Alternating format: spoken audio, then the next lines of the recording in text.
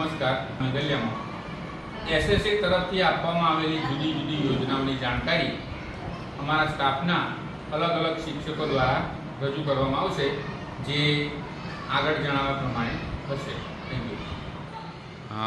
અરવિંદભાઈ, આપના એકમ કસોટી વિશેના મંતવ્યો જણાવો. શું સારી બાબત છે? બાળકોને શું ફાયદો થયો તે જણાવો. એકમ કસોટી આવવાથી બાળકોની સંખ્યામાં નિયમિતતામાં વધારો થયો, બાળકોના પરીક્ષાનો હાવ દૂર થયો. એકમ કસોટીના લીધે બાળકોને જે નહીં આવડતું એના માટે ઉપચારાત્મક કાર્ય કરાવતી એની ભૂલો દૂર કરી શકાય. વાલીઓનો એકમ કસોટીના કારણે સારો એવો સપોર્ટ મળ્યો. એકમ કસોટીના લીધે બાળકોના જ્ઞાનમાં વૃદ્ધિ થઈ.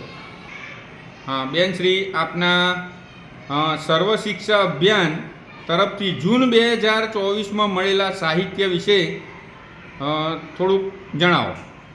તો હું એક ધોરણ 1ના વર્ગ શિક્ષક છું. એમાં આ વર્ષે 24-25 25-30 પ્રકારના સાહિત્ય મળે છે. એ સાહિત્યથી બાળકોને ખૂબ આનંદ આવે છે અને ગમત સાથે જ્ઞાન મળે એવી રીતે સાહિત્યનો ઉપયોગ થાય છે વર્ગમાં, અને સરસ રીતે બાળકો ભણે છે.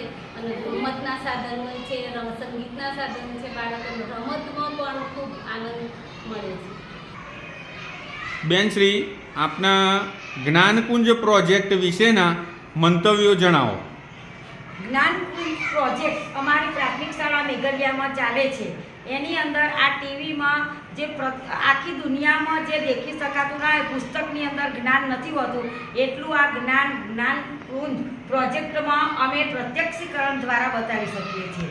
ધારો કે એક વાઘ બતાવવો હોય તો વાઘનું ચિત્ર એટલું જ એમના મગજ પર સ્પષ્ટ થતું, જ્યારે ટીવી અને આના માધ્યમથી એ પ્રત્યક્ષીકરણ દ્વારા એનો રંગ, રૂપ, કદ અને એની બધી જ વિશેષતાઓ એ ચિત્ર અને પ્રત્યક્ષીકરણ દ્વારા જ્ઞાનકુંજની અંદર બાળકોને પ્રત્યક્ષીકરણ દ્વારા અસરકારક રીતે જ્ઞાન મળી રહે છે.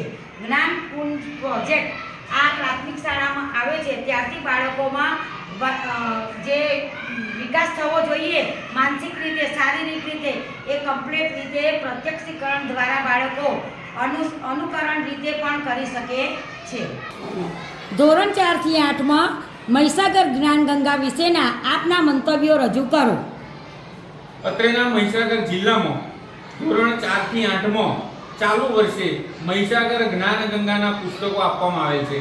જે આવૃત્તિમાં બાળકોમાં મૂલ્યલક્ષી, બાળકોમાં બહાદુરી, બાળકોમાં ઔષધિઓ પ્રત્યેનું જ્ઞાન, આ તમામ પ્રકારની બાબતો પુસ્તકોમાં વર્ણવવામાં આવી છે. એને સામાન્ય દાખલા તરીકે હું નકલ કઈ રીતના કરી શકું, આવા નાનકડા એકમના માધ્યમથી બાળકને ખૂબ જ સુંદર રીતે સમજ મળે એ રીતે ધોરણ 4 થી ધોરણ 8 સુધી તમામ આવૃત્તિમાં અલગ અલગ રીતે બતાવવામાં આવ્યું છે. Thank you.